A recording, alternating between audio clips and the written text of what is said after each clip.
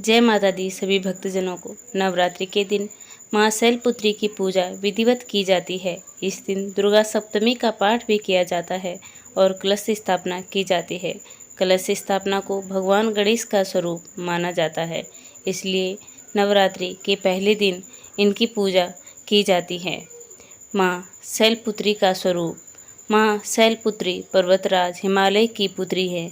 माँ के एक हाथ में त्रिशूल और दूसरे हाथ में कमल का फूल है।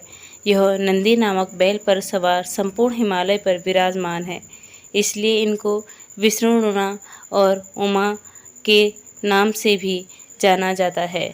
माँ शैलपुत्री की कहानी। यह वृषभ वाहन शिवा का ही स्वरूप है। घोर तपस्या करने वाली शैलपुत्री समस्त वन जीवन जंतुओं की रक्षक भी है।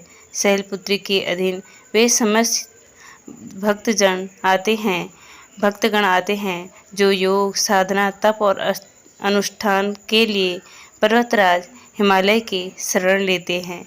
पूजन की विधि। नवरात्रि के दिन सूर्योदय से पहले उठकर स्नान आदि के निवृत्त होकर साफ कपड़े पहने। इसके बाद चौकी को गंगा जल से साफ करके दुर्गा की प्रतिमा या फोटो की स्थापना करें।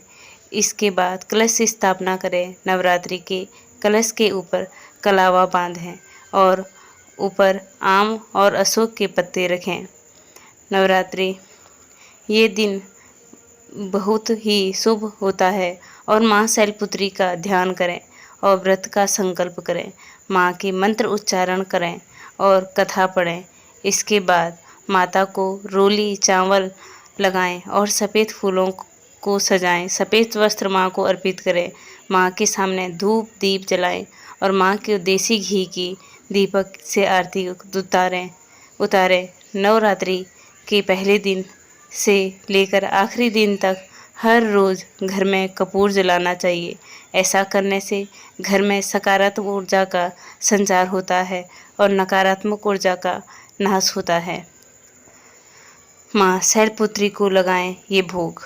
माँ को शैलपुत्री के सम्मान यानी सफ़ेद वस्तुएं प्रिय हैं। ऐसे में माँ को सफ़ेद वस्त्रों के साथ भोग में भी सफ़ेद मिष्ठान और घी अर्पित किए जाते हैं। साथ ही इस दिन सफ़ेद वस्त्र धारण करें। मान्यता है कि माँ शैलपुत्री की पूजा करने से कुंवारी कन्याओं को सौभाग्य वर की प्राप्त होती है। धन्यवाद।